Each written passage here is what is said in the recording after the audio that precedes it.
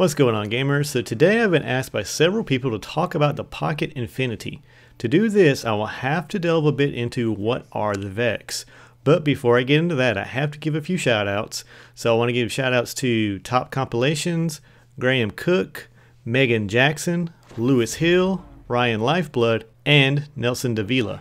A fire team known only as Tuyet traveled to Venus to discover the secrets of the Vex. The result? All fire team members were killed. So what sort of secrets did they discover? Well, let's cover a few of the Vex secrets to see what Tuyet may have been looking for. One of the secrets of the Vex is they are just not time-traveling robots. They are, by definition, a cyborg. They do contain organic materials. But what material is that? Well, in the description of the Vex Hobgoblin it reads, "Specialized for sniping, this lean, tough Vex model is fitted with improved optics and acute sensors in its horns." Like the Goblin, the Hobgoblin contains a milky radiolarian fluid. A radiolarian is a single-cell organism. Radiolaria have been studied extensively by paleontologists because of their well-established presence in fossil records. Varying slightly from one subclass to another, the skeletons of the radiolarians are generally organized around spicules or spines, which are sharp, dense outcroppings from the main skeletal mass. The material that the radiolaria used to create these fossils is silica. Silica, as many of you may know, once fused together, creates glass.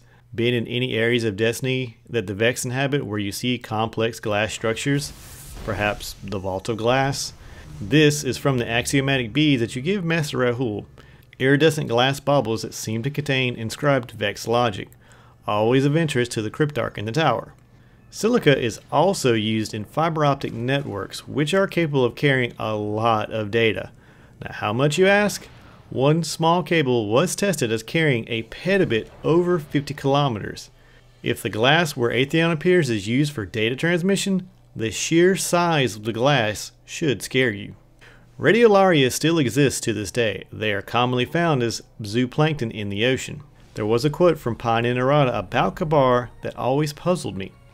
"I drank of them and it tasted like the sea." If you drank the milky fluid of a Vex mine core, I can see why it would taste like the ocean. It's the radiolaria in the fluid. Now when you go looking for Fireteam Tuyet, all you find is one of their ghosts. The ghost needs the mind fluid of a Vex, not a normal one. It needs a Gate Lord. Now Warlock scholars have believed that Gate Lords regulate the traffic between the Vex gates, and that their mind contains the codes that might open the way into Forbidden Realms. An enormous amount of hope and anger has been spent on a particular debate. Could we find a Vex gate that opens onto a place and time before the collapse, and somehow prevent it or obstruct it? Could this be the secret that Tuyet found?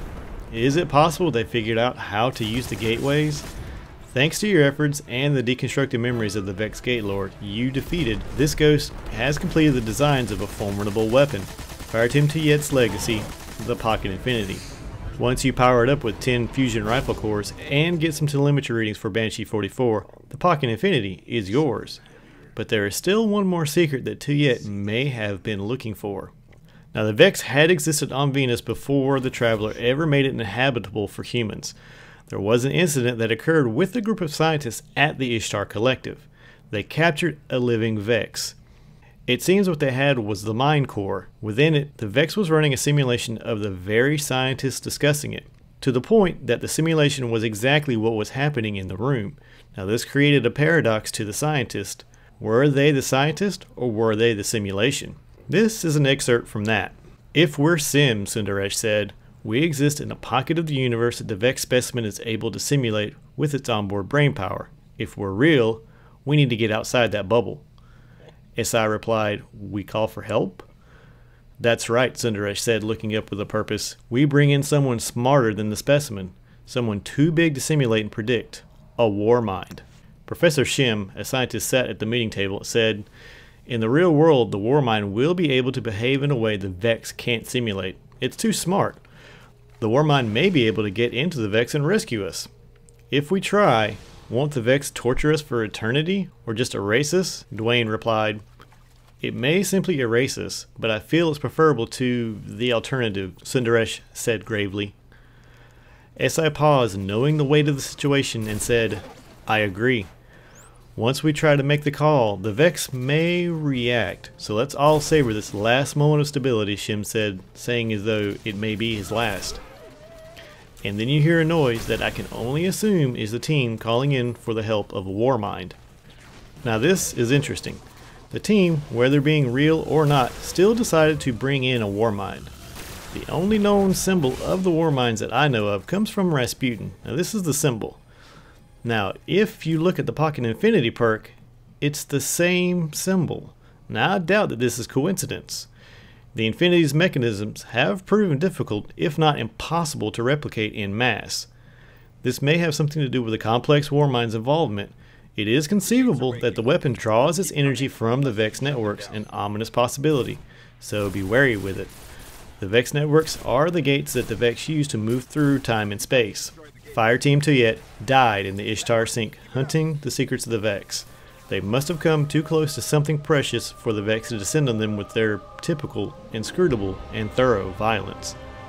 But their sacrifice was not in vain. The data that they gathered helped forge the Pocket Infinity.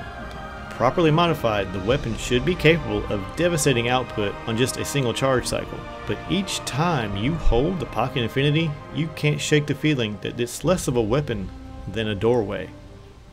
Well guys, if you like this type of content, just hit the like button, or if you want to see more, just hit that subscribe button. But as always guys, have a good one.